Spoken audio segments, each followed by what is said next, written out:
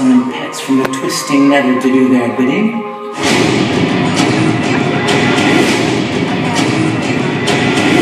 Me! Are they hard to control? No. Well,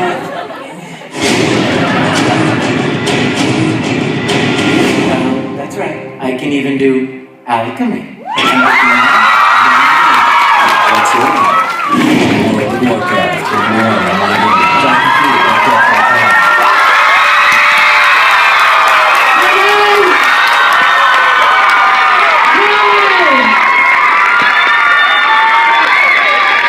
I'm so glad you're here.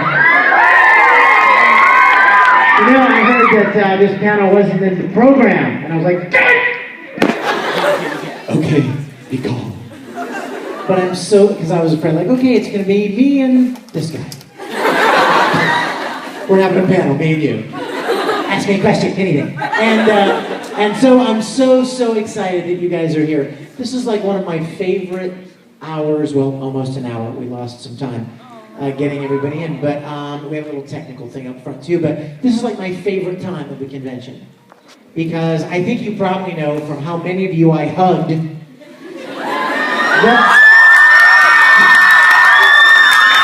You, sir.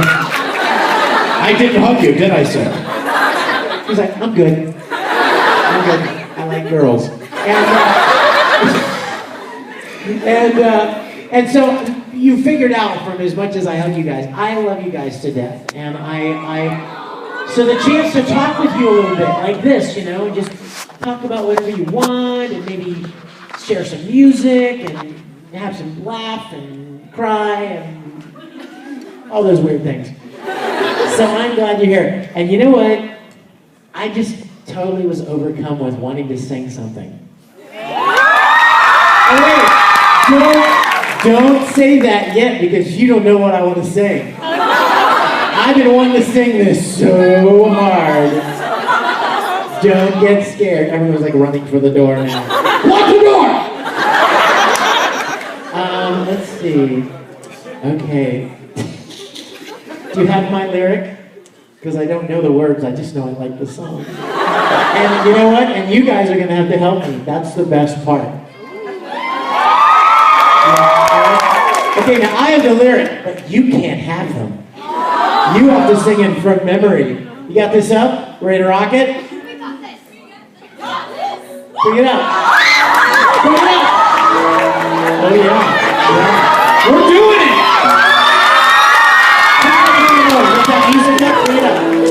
Here we go. The snow blows white on the mountain tonight, not a footprint to be seen. A kingdom of isolation, and it looks like I'm the king. It's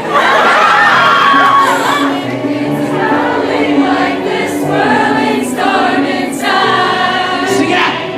Couldn't keep it in, heaven knows I tried. Don't let them in, don't let them see.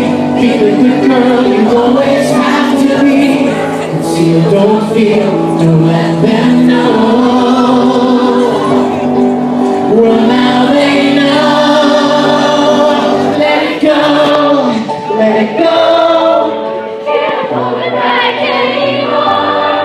Let it go, let it go. Turn away and slam the door. I know, I don't care what they're going to say. Let the storm rage on. Never bothered me anyway. Yeah! Something else some distance makes everything seem small. Play on your guitar! Fears that once controlled me can't get to me at all. It's time to see what I can do. To test the limits and break through. No right, no wrong, no rules for me. Let it go, let it go. Let it go, let it go.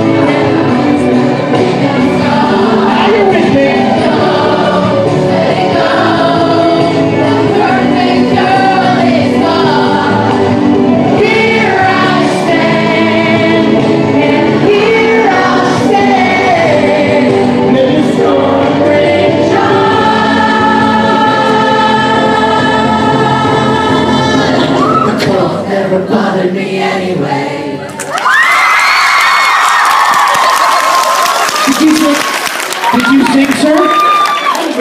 All right. Okay, I'm a nerd. I admit it. You know what?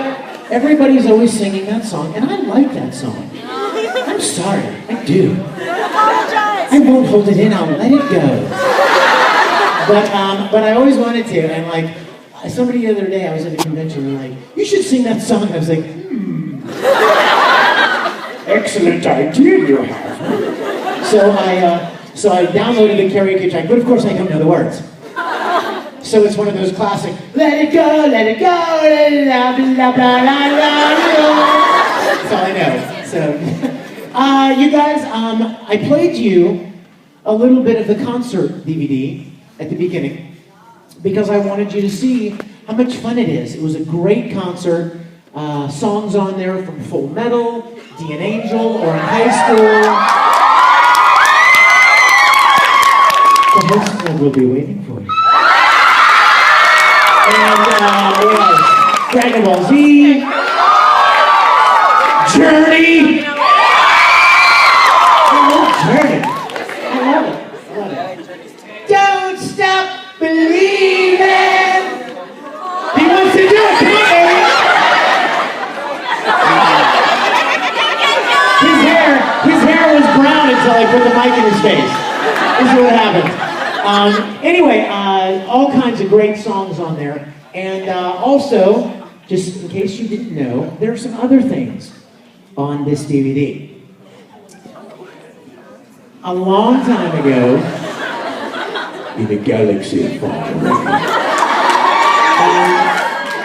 right after we started recording the very first Full Metal Alchemist, I know, I love it. I fade. And right after we started it, and I was getting all excited about Full Metal, I didn't know anything about the show. And I found myself falling in love with the characters, and the story, and the music, and I wanted to cosplay. I'm no stranger to cosplay, y'all. I mean, OMG. I've cosplayed Captain Kirk. I've cosplayed Wolverine. And I've cosplayed Five from Tsubasa. I've cosplayed Cloud from Final Fantasy. I've cosplayed, what else did I cosplay? The Wonder Twins from Super Friends. Not both of them, just the guy. But I wanted to cosplay, and I thought, you know, what would be a good story I could come up with where I could cosplay as Edward Elric? And I know you're thinking you're too short. But I wanted to do this. I came up with this idea. And then I started talking to the other voice actors. And I'm like, would you like to do this with me? And they're like, so we all made our own costumes. And we got together one weekend in Houston, Texas, and we shot something called Full Metal Fantasy. Who in this room has seen Full Metal Fantasy? Have you seen it? Let's speak with this woman, shall we? Let's talk to her a minute. Did you enjoy it? I gotta tell you, I was just telling someone in the line how sad I was that I haven't been able to see it since you screened it at AX like 6 years ago. Are you hearing this? I did not. Did I pay you money? Did I get? I will now. I wasn't going to, but now I will. Did you enjoy it? I loved it. I'm really excited. Oh my gosh! Right? So here's me cosplaying as Edward Elric. You ready?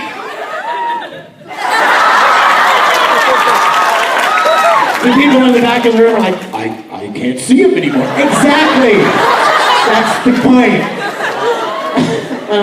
But anyway, and all the other, I mean, not all of them, but a lot of the other voice actors cosplayed. And by the way, guys, this thing, Full Metal Fantasy, you could only see it at a convention. The only time I ever showed it was at a convention or in a concert. And I would show it, and then I would come out and play live and sing the Brothers theme. And so that was the only time, and people were always asking me for years, you know, where can I get Full Metal Fantasy? I was like, sorry, you can't get it. It's not on YouTube. It's not available anywhere. But as I was putting this DVD together, my friend said, you play Full Metal Fantasy in your concert, are you going to put it on the DVD? And I thought, you know what? Maybe it's about time I make that available to everybody. So Full Metal Fantasy is on the DVD, and there's something else on there. You know, you got to have bonus features, right? And so one of my friends, okay, long before there was an American Idol, there was a show, and my brother right here, he knows, there was a show called Star Search. Right? Give it up. Star Search. It was like the talent competition in America, long ago. Well, I was a male vocalist challenger on Star Search in 1993. I know you're thinking like, I can't believe they let you on there when you were only 6 years old. But I went on there, and it was classic 90s, you guys. I had a mullet. And I had a purple double-breasted suit. I know, this girl's throwing up over here. And I sang a song, and I didn't win, and I was kind of embarrassed. Because I wanted to do a good job, you know, but to be honest with you, I didn't do my best. I didn't feel like I did my best, so I like buried it. Like no one will ever see this video. Except for the 4 million people that watched it, of course. But they didn't count. I had them all killed. So fast forward many decades, well, 2 decades, I guess. And my friend said, you should put your Star Search appearance on the DVD, the concert DVD, as a bonus feature. And I was like, I'm gonna break your neck, right? Don't ever repeat that out loud, because it was a humiliation. I will never put it on the DVD. Ever. So it's on there. So if you want to get a good laugh, get some good music, enjoy Full Metal Fantasy, I'll have those concert DVDs at my autograph session tomorrow. I have one autograph session left tomorrow afternoon from 12 to 2, I think. 12 to 2, 12 to 3. Sorry? I think it's 1 to 2. No, it starts at noon. It starts at noon. Yeah, pretty sure. Well, I'll be there, and this guy's going to be here. So yeah, 12 to 2, and then they have time to open signing, so I'll probably go longer. So if you'd like to get one, I'd love to sign it for you. And if I run out, let me just go and tell you why you're all kind of assembled here. It can be purchased on the store, in the store, at my fan club, which if you're not a member, what a perfect segue, right? If you're not a member, feel free, consider yourself personally invited to join the Risen Bull Rangers. Are you a ranger? Yes, I am. Oh, good. Your life will be spared. Are you a ranger? What?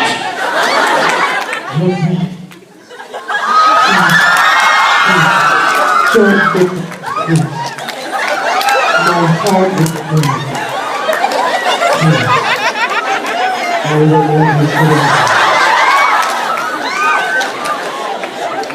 It's free to join, and you'll instantaneously have like 30,000 family members around the world who love all the things that you love. Like, you know, not your real family. Turn that crap off! Turn that stinking anime, Japanimation! Dadgum! What's that kid in the blue jacket, that blonde hair? What a wussy! Anyway. Her horn like jammed him right in the eye. It figures I would pick the one girl with horns and right in the eye right there. Nick blinds himself, inviting a girl to join the club. Awesome. So yes, consider yourselves personally invited to join. If you're on Twitter, I hope you'll follow me on Twitter. If you can figure out how to spell the last name. Look at that. Good luck. And at Mignogna. And then also, what was the other thing I wanted to say? Oh yes. Oh yes. When you guys, like whatever age you fell in love with anime and video games and manga, I fell in love when I was 9 or 10 with Star Trek. I'm not talking about that other crap. I'm talking about original Star Trek. Captain Kirk, Mr. Spock, and I'm not talking about Chris Wimpy Pine. I'm talking, oh, he's a wuss, come on. Punch his face right now. Anyway, William Shatner, Leonard Nimoy, the original Star Trek. I love it. You guys, you don't know a bigger nerd than me. When I was a little kid, are there any 10-year-olds here? Any parents dumb enough to let their 10-year-old into this room with me? I could say anything. Are you 10? I love you! Are you 10? You guys fight. Just kidding. Put the sword down, young lady. When I was your age, when I was 10, like imagine me, right? Little scrawny, little skinny 10-year-old Mignogna. I was Victor back then, by the way. I got into high school before I decided that Victor was kind of a stupid name and I should just go by Vic. But I was Victor and I was 10 years old. And you know what I would do every day, you guys? You know what I would do? I would come home from school and I would take a cassette player. You don't even know what that is. But it's a little plastic box and you record sound on it. And I would put the cassette player by the television speaker. And I would record the Star Trek episodes that were on every day. Oh, but then it gets even worse. Then, at night, as I was going to bed, I would put the tape player under my pillow and go to sleep listening to Captain Kirk and Mrs. Spock. And I memorized entire episodes, like word for word. So, fast forward 4 decades, and I just started a brand new web series. If you haven't seen it, I want to invite you please to go and check it out. You will enjoy it. And if you don't, somebody in your family is probably a Star Trek fan. You know exactly what I'm talking about right now. Your dad, your mom, your crazy uncle, your school teacher, your neighbor, whoever. Star Trek continues. Remember that. Star Trek continues. StarTrekContinues.com. Done. And I want you to check out what? That's right. There's some other guy who's a voice actor. I can't remember his name right now, but he's in it as well.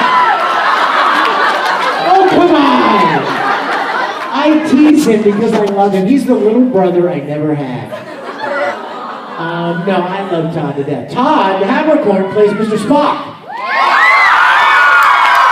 And by the way, our brand new episode was just released. Like 2 weeks ago, we premiered our 3rd episode, which means when you go home, there were 3 to watch. And they're awesome. Our 2nd episode, our guest star was a man you might have heard of. He used to be green. His name is Lou Ferrigno, and he was the Hulk.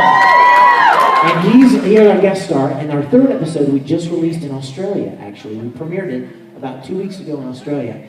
And Todd is awesome in it. I want you to check it out. And it's online, StarTrekContinues.com, YouTube. It's all free to watch. And I would love it if you guys would go home and do something else for me, would you please? Like us on Facebook. Click it's official, Star Trek Continues. Look us up. If you see our faces, you'll know it's the right one. And click like and like us and pass it on to your friends.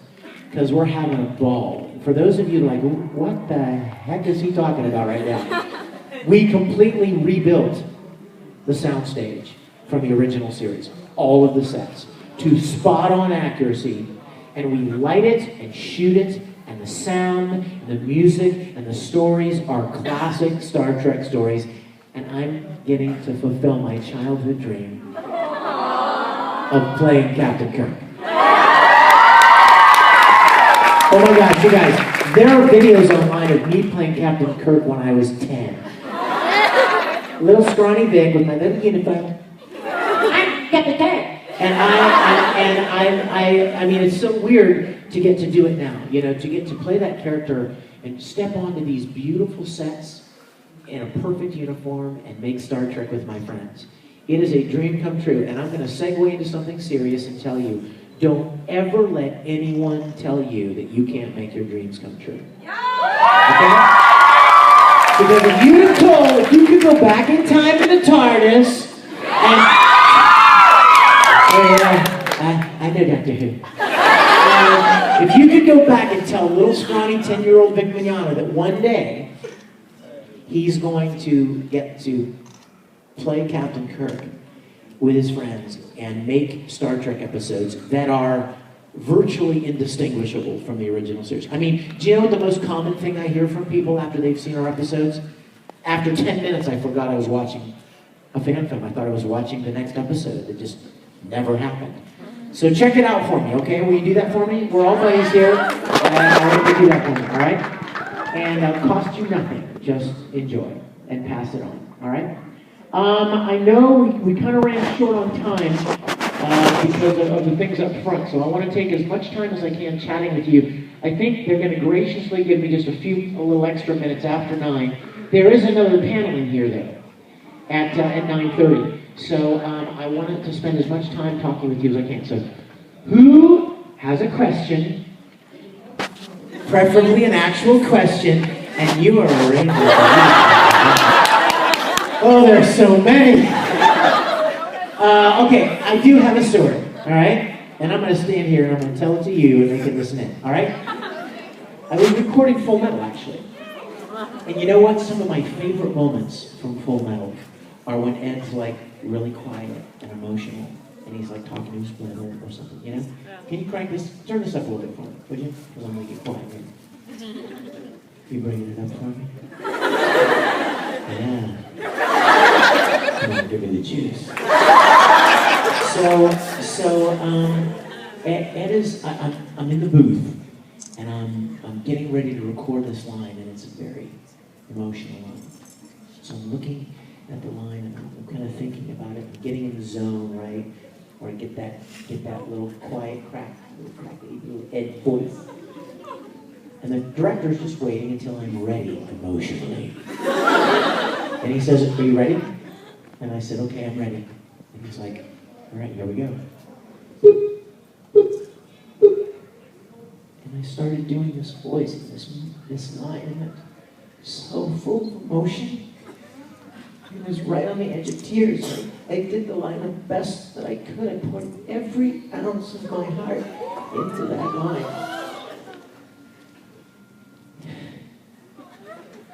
And the director came on, it was quiet for a minute. The director came on and he said, "That was awesome, Vic. But that wasn't your line."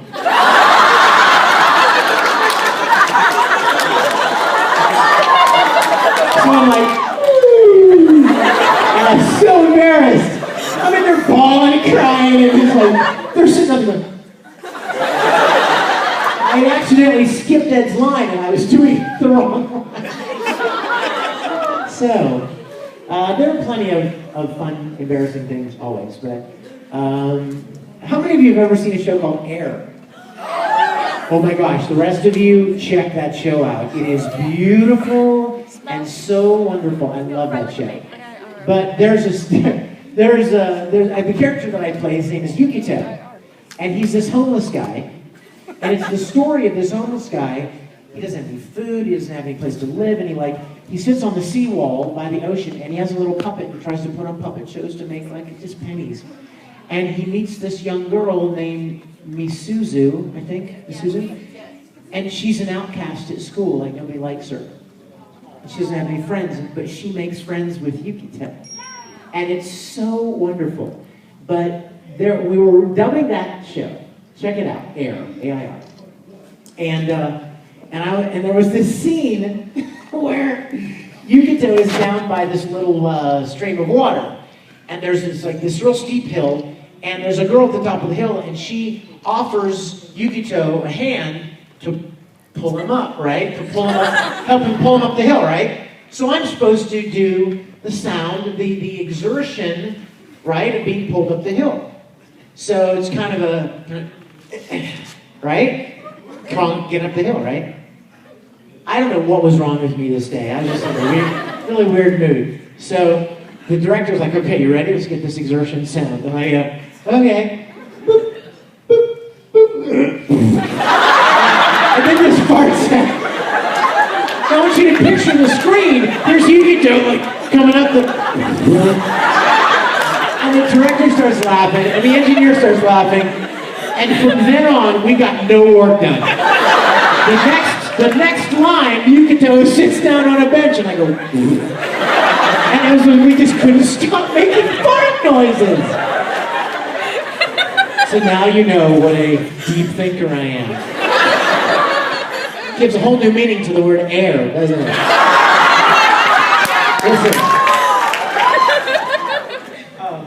With regards to Star Trek Continues, I noticed there was a moment where you recreated the final moment from the final episode of the original series. Have you considered doing any other recreations, or perhaps doing recreations of the movie era? Well, have you seen the third episode? We did do a the very last episode that was ever aired. When we started our series, we thought it would really be cool to have a connection to the original series by recreating the last 60 seconds of the last episode of Star Trek. So we completely nailed it, like camera angles, lighting, dialogue, music. It was as if you were watching the last episode, but where the last episode ended, ours just continues. And it was really kind of cool. And it's online too, you can check that out online as well. That was called Turnabout Intruder, was the name of it. As far as the movie era, you guys, does anybody remember, you guys are, I know, you're so much younger. Does anybody remember Star Trek the Motion Picture? That was the first one where Kirk and Spock, when they came back. Well, Kirk was an admiral by then. He wasn't even the captain of the Enterprise anymore. He had a desk job. What a waste, right? And Spock had quit, and he was back on Vulcan pursuing what they call the Kulinar, which was like the purging of all emotion. And McCoy had quit, left the service, grew a beard, and became some kind of a weird little recluse hermit somewhere. So in our series, Star Trek Continues, our goal is, everybody probably remembers Captain Kirk at the beginning of the series saying, these are the voyages of the Starship Enterprise. It's a 5-year mission. Well, the original series only did 3 years, and then they were canceled. So our plan is to do year 4 and year 5 of the 5-year mission. And then the last couple episodes will tell a story that somehow weaves into Kirk being promoted and Spock leaving the ship, and we'll set it all up for where the motion picture picks up years later. So that's our plan. Yes, we are. Okay, so for the Vampire Night series, did you like how the series ended, or did you wish it would have ended differently? You know what? I hate when every series I'm in ends. Every ending sucks for a voice actor. If you ask any voice actor, did you like the ending of No? Like, doesn't even matter what the series is. You know what? I enjoyed Vampire Night, but you know what my favorite part of Vampire Night was? Was playing Zero and his twin brother. Because it's so fun, like what we would do is we would record Zero first, and then we would take a little break, and then we would go back and start recording Ichiru. So like, in those scenes where Ichiru and Zero are talking and fighting and shooting each other, the things brothers do, it was really fun to hear Zero and be talking to him. And it was weird, but it was fun. And that was like my favorite thing. In fact, when they cast me to play Zero, they called me and left a message on my phone, and they said, "Congratulations, you're going to be playing Zero and Ichiru." And I was like, woohoo! Who the hell is Ichiru? I didn't even know Zero had a brother. I didn't know his name or anything. But when I found out that, you know, that he had his twin brother and the whole story, I was really excited about that. There was only one other show where I ever played somebody that talked to another character that I played. And you'd have to be real old school to know. Anybody ever hear of a series called Aura Battler Dunbine? Really? You're my new bestie, right there. I played this guy named Neil Gibbon, and he had an Irish accent, and he was a really cool guy. But there was this other guy that showed up one episode. He wasn't even important enough to have a name. We called him Cart Guy because he was riding in a cart. So he comes by, yells something out the cart, and that was it. That was it. So I'm in there recording Neil Gibbon, and the director goes, "Hey, why don't you throw a little Cart Guy down here? Just do this Cart Guy. Well, he's just got one line." So I did it. And the only thing it needed to have was not to sound like Neil Gibbon, right? I mean, Neil wasn't there, but you didn't want people to recognize, oh, that's the same guy that does Neil Gibbon. He was out in the town somewhere. He's driving his cart through the street. By 5 or 6 episodes later, I'm in there doing Neil Gibbon. I walk in, I'm recording this scene with Neil Gibbon, and they're all strategizing some attack, and they're in this room, and there's a big round table, and Neil Gibbon's there with a couple other guys, and there's Cart Guy. What's he doing there? It's like, why would he be in their strategic planning, right? And the director's like, literally at the same time, we saw him, we're like, oh, crap. I'm like, well, maybe he doesn't talk, maybe he just stands there like an idiot. No, he talks. Maybe he doesn't talk to Neil Gibbon. No, he talks to Neil Gibbon, all right. So I was trying so hard to make sure, like, there wasn't any, like, no, they didn't sound the same. But I would love for there to be more Vampire Night. I tell you what, I'd love for there to be more of. Or on High School. Right? I'm telling you guys, can I tell you something? If I had $1 million, I would totally pay to have another season of Or on Vampire. I love that show so much. And do you know, interesting segue, that the same Japanese actor who played Tamaki also played Zero in Vampire Night. Did you know that?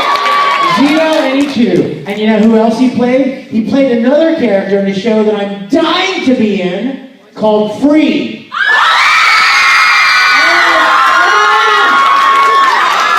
Just tell me where to write the check, you know?